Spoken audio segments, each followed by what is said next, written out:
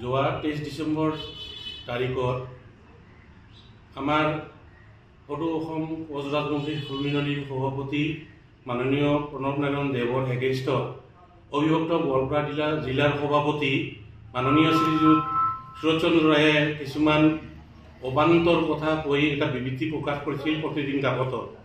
এই কাকতৰ ভিত্তি কৰি আমি গোসাইগাঁও জিলা কোচ ৰাজবংশী সন্মিলনীৰ মই সভাপতি হিচাপে মই এই বাতৰিটোক প্ৰত্যাহ্বান জনাইছোঁ। এটা কাৰণত এজন আমাৰ সদৌ অসম কোচ ৰাজবংশী সন্মিলনীৰ সভাপতিৰ মানে এগেইনষ্টত মাননীয় সুৰজ চন্দ্ৰ ৰায় ডাঙৰীয়া যিটো বিবৃতি দিবাৰ কোনো তাৰ এখতিয়াৰ নাই। এই পৰিপ্ৰেক্ষিতত মই এটা ক'ব খুজিছোঁ, তেখেতে যিখিনি ভাষা প্ৰয়োগ কৰিছে যোৱা 21 চনত যিটো ভেৰগাঁৱত যিটো সদৌ অসম কৰ্মচাৰীৰ সদৌ অসম আমাৰ সন্মিলনীৰ যিটো অভিৱৰ্তন হৈছিল, সেই অভিৱৰ্তনত সেই সুৰজ ৰায় ডাঙৰীয়াই এজন কাৰ্যকৰী এজন কালচাৰেল সম্পাদক হিচাপে নিযুক্তি পাইছিল। সেই এজন কালচাৰেল সম্পাদক নিযুক্তি পোৱাৰ পিছতো এজন সভাপতিৰ এগেইনষ্টত তেখেতে বিবৃতি দিয়াটো অতি দুৰ্ভাগ্যজনক। এই পৰিপ্ৰেক্ষিতত মই সুৰজ ৰায়ক সকীয়াই দিব খুজিছোঁ এটা কাৰণত, বিনা কাৰণত বিনা কোনো প্ৰমাণ নোহোৱাকৈ যাতে তেখেতে এজন সদৌ অসম সভাপতি মাননীয় শ্ৰী প্ৰণৱ নাৰায়ণ দেৱৰ এগেইনষ্টত যাতে দুনাই আৰু কোনো তেনেকুৱা বিবৃতি দিবলৈ মই তেখেতৰ ওচৰত এটাই মাত্ৰ দাবী জনাইছোঁ, তেখেতে যেন ভুৱা বিবৃতি দিয়াৰ পৰা বিৰত থাকে। আমাৰ প্ৰণৱ নাৰায়ণ দেৱৰ পৰা ওপৰত আমাৰ কোনো কিবা নাই, আমাৰ দ্বিমত নাই। তেখেতে আমাৰ যিখিনি সময় তেখেতে ছাৰ্ভিচ দিছিল আমাৰ সভাপতি হিচাপত তেখেতে খুব ভালকৈ চলাই আছিল। কিন্তু কি কাৰণত এজন এক্সিকিউটিভ মেম্বাৰ হৈ সুৰজ ৰায়ে অবিভক্ত গোৱালপাৰা জিলা বুলি প্ৰণৱ নাৰায়ণ দেৱৰ এগেইনষ্টত যিটো ভাষণ দিছে সেইটো অতি দুৰ্ভাগ্যজনক। এই দুৰ্ভাগ্যজনক কথা হিচাপত তেখেতক মই সকীয়াই দিছোঁ যে কোনোৱে যেনে এনেকুৱা বিবৃতি দিয়াৰ পৰা বিৰত থাকে। অভিযোগ উঠাইছিল যে প্ৰণৱ নাৰায়ণ দেৱ নিজাববীয়াকৈ গুণ্ডা বাহিনী লৈ তেখেতে নিজৰ কিছুমান মানুহক লৈ পেলাই আমাৰ কোচ ৰাজবংশী সন্মিলনীৰ ওপৰত কিছুমান বেয়া বিবৃতি অনুভৱ কৰা বুলি তেখেতে প্ৰকাশ কৰিছে। যি কাৰণত আমাৰ যিটো কেডিচিৰ টকা আত্মসাৎ কৰা বুলি তেখেতে অভিযোগ জনাইছে আৰু জিলাবিলাকক ভাবুকি প্ৰদান কৰি তেখেতে যাতে পুনৰাই আৰু সভাপতি হয় এই এটা ভাৱ প্ৰকাশ কৰিছে। কিন্তু এইটো কমপ্লিটলি ভিত্তিমূলক। তেখেতে প্ৰণৱ নাৰায়ণ দেৱে কোনো জিলাকে বিশেষকৈ আমি গোসাইগাঁও জিলাক কোনো আমাক ভাবুকি প্ৰদান কৰা নাই আৰু আমি এইটো বিশ্বাস নকৰোঁ। তেখেতে মই সুৰজ ৰায়ক এটাই ক'ব বিচাৰিছোঁ, সুৰজ ৰায় আমাৰ গোসাইগাঁও ডিষ্ট্ৰিক্টৰ আমাৰ কোনো সদস্য নহয়। আৰু দ্বিতীয় তেখেতে আমাৰ এতিয়া ই ধুবুৰী ডিষ্ট্ৰিক্টৰহে মানুহ।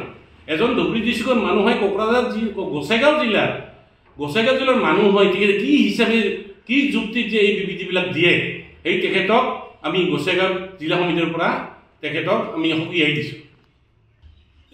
প্ৰতিখন জিলা যিহেতু তেখেতে এটা বিবৃতি দিছে উঠাই নলোৱাটো আমি নলোৱাটো আমি কিন্তু সুৰজ ৰায়ক আমি ৰাজবংশী সমাজৰ পৰা গোসাইগাঁও জিলাটো প্ৰত্যাখ্যান কৰিছোঁ।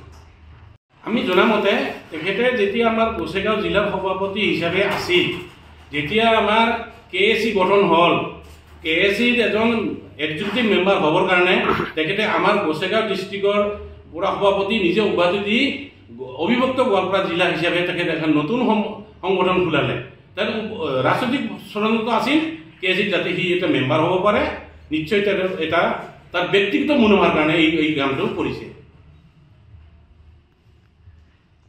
মোৰ লগতে উপস্থিত আছে আমাৰ মোৰ উপ সভাপতি অধিকাৰী মহোদয়, আমাৰ যুৱৰ আমাৰ সভাপতি যদুনন্দন বৰ্মন, আমাৰ কোচ ৰাজবংশী জিলা সন্মিলনীৰ সম্পাদক প্ৰভাত চন্দ্ৰ ৰয়, আমাৰ গোসাইগাঁও আঞ্চলিক সন্মিলনীৰ সভাপতি দীপক চন্দ্ৰ ৰায় আৰু আমাৰ ৰাজকুমাৰ ৰায়, তেখেতে আমাৰ আঞ্চলিক জিলাৰ এজন সম্পাদক। মোৰ পিছফালে তেখেতে আমাৰ গোসাইগাঁও যুৱ সন্মিলনীৰ সম্পাদক তেখেতে উপস্থিত আছে। 23 ডিচেম্বৰত এটা বাতৰি প্ৰকাশ পাইছোঁ প্ৰতিদিন কাকতত, এইটো যিটো আমাৰ অবিভক্ত গোৱালপাৰা জিলাৰ সভাপতিগৰাকীৰ যিটো অভিযোগ আছে সেইটো অভিযোগ সম্পূৰ্ণভাৱে ভিত্তিহীন আৰু আমি ইয়াক মানে গৰিহণা দিছোঁ। এওঁ যিহেতু অবিভক্ত গোৱালপাৰা জিলাৰ সন্মিলনীৰ সভাপতি হয়, গতিকে আমি হৈছোঁ সদৌ অসম কোচ ৰাজবংশী সন্মিলনী। গতিকে আমাৰ সংগঠনটো সুকীয়া, এওঁৰ সংগঠনটো সুকীয়া। আমাৰ সংগঠনৰ ওপৰত এওঁৰ মাত মতাৰ কোনো অধিকাৰ নাই। যিহেতু আমাৰ ওপৰত যিটো অভিযোগ আনিছে যে পিছ বিৱৰেদি সংগঠন আনিছে, ইমান দিনে তেওঁ কি কৰিছে? আমি ওপৰতে তেওঁক প্ৰশ্ন কৰিছোঁ, এওঁ ইমান দিনে ক'ত আছিল? আজি এটা কাৰ্যকাল চলি গ'ল, আজি মাত মাতিবৰ সময় হ'ল। আজি 3টা বছৰ পাৰ হৈ গ'ল, তেওঁ ইমান দিনে একো মাত মাতা নাছিল। এওঁ ইমান দিন ক'ত আছিল? গতিকে মই এওঁক প্ৰত্যাহ্বান জনাইছোঁ, আপুনি আমাৰ সংগঠনৰ হৈ এনেকৈ মাত মাতিব নালাগে আৰু আপুনি আপোনাৰ সংগঠনটো চলাই থাকক। আমি আপোনাক ধন্যবাদ জ্ঞাপন কৰিম। এইখিনি মই ক'ব লাগে। চন্দ্ৰ ৰায় ডাঙৰীয়াই আমাৰ গড়চেগাঁও জিলাৰ পৰা এজন আমাৰ সদৌ কোচ ৰাজবংশী সন্মিলনী যিটো অভিৱৰ্তন লখিমপুৰত আছিল, এই লখিমপুৰত যাবৰ বাবে আমাৰ গড়চেগাঁও জিলাৰ পৰা তেখেতে এটা প্ৰতিনিধি বিচাৰিছিল। কিন্তু আমি এইজন এইটো মানে পঞ্চতে আমি নাকচ কৰিছোঁ এটা কাৰণত, যিহেতু সি আমাৰ গড়চেগাঁও জিলাৰ মানুহ নহয়। গতিকে নোহোৱা হোৱাৰ পাছত তেখেতে আমি জনামতে আৱেগিক না আৱেগিক হৈ তেখেতে কংগ্ৰেছত যোগদান কৰা বুলি আমি জানিব পাৰিছোঁ। আমাৰ এইটো সন্দেহ লাগিছে, নিশ্চয় এইটো হ'ব পাৰে বুলি আমাৰ